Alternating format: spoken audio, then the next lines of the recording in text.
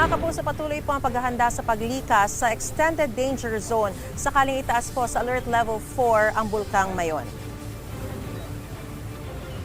Sa bayan ng Santo Domingo, 10,000 residente ang posibleng lumikas. Ayon sa administrator ng bayan, may mga handang umalalay sa paglikas ng mga residente kung hindi kayanin ng kanilang mga sasakyan. Magsisilbing temporary housing nila ang ranso o kubol na gawa sa kawayan at anahaw. Sa Malilipot, Albay, nakahanda na rin ang tent city para sa evacuees. Mayroon ding naka-standby na mobile kitchen, mga lutuan at mga palikuran. Magsasagawa ng livelihood trainings ang Department of Agriculture para sa mga lilikas para maging produktibo ang mga nasa evacuation center. Sa latest monitoring ng PHIVOLCS, patuloy ang pagbuga ng lava dome at lava flow sa Bulkang Mayon.